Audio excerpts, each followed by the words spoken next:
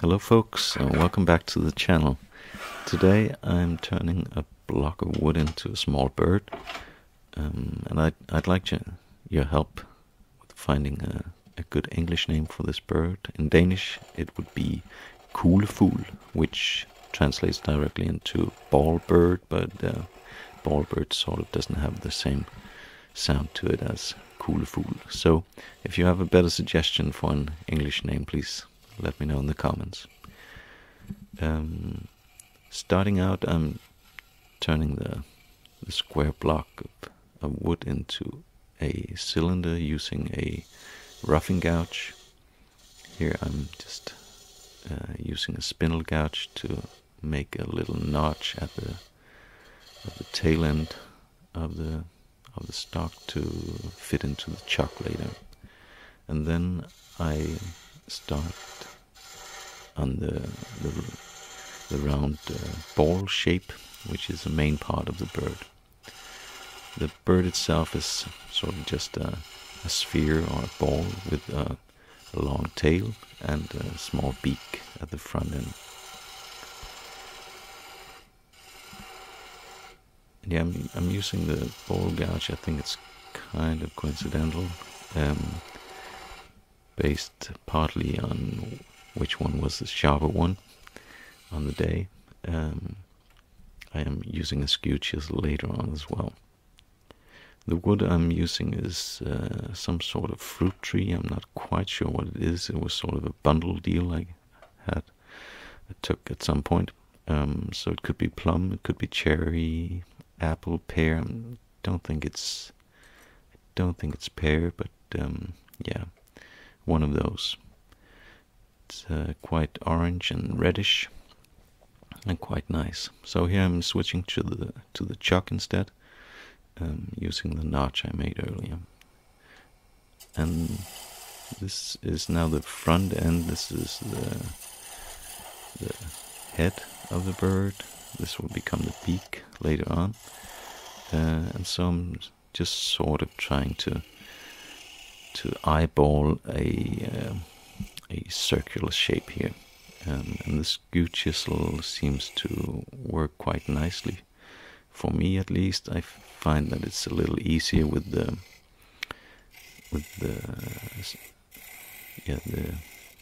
straight edge of it compared to the gouges.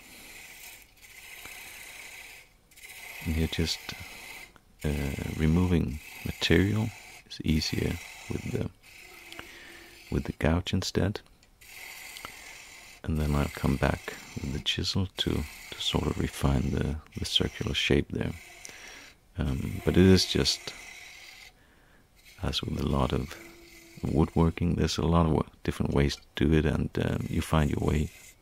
If something doesn't work, then try a different tool. And so it's actually not that often that I use the skew chisel for anything, but on something like this, it works well for me. And so here I'm removing material for what will become the tail of the bird, and you could definitely do this later on instead of doing it at this point.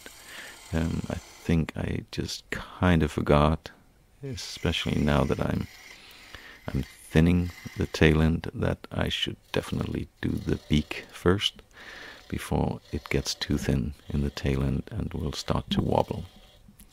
And so I am making the beak here. Got a little close to the end of the stock there. And yeah, you can do all sorts of shapes for the beak as well as the tail. You can try and mimic specific birds, for instance, make a smaller or larger beak and different kind of shapes on the tail. And yeah, at this point I'd like to just sand the front part of it, and then put this little piece of rubber to sort of just have a little better control of it as I thin the tail end of it.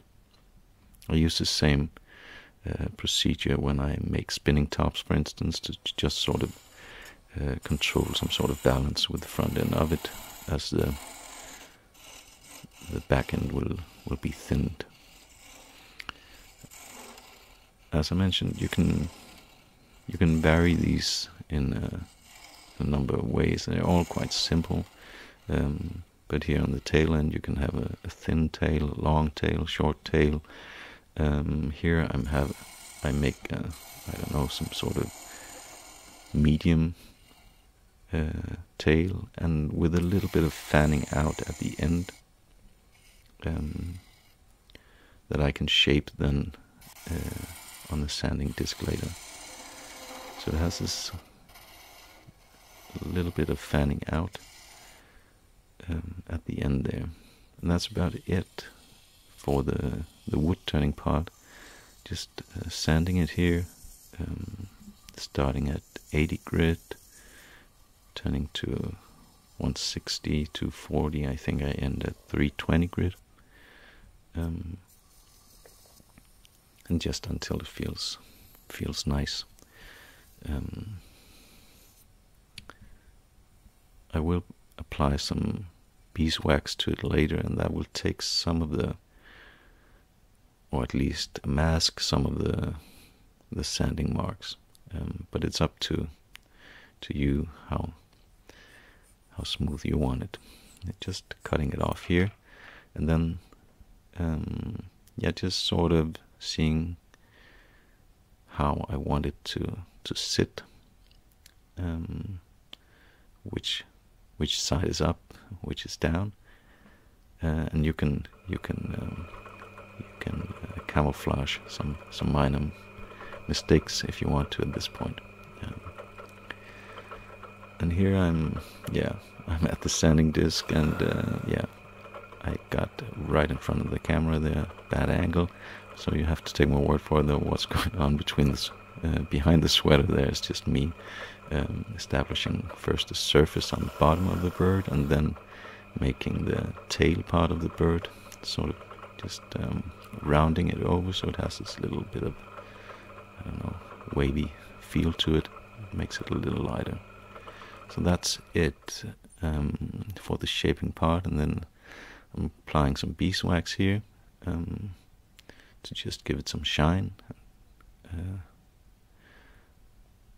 and make the colors stand out a little more, and then just wiping the excess off.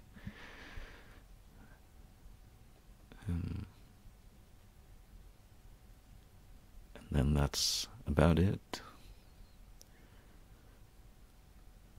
You can vary these, of course, in a number of different ways. You can, with the beak and the tail, and you can use different kinds of wood and different sizes. And it's a nice and simple sort of project. If you can make a spinning top, you can make this as well. So that's about it, turning a block of wood into a little bird. Here's a little outro stop motion. This is some burled poplar, I think. I had a piece lying around. I made a little bird out of that. So thank you for watching, and see you on the next one. Please like and subscribe.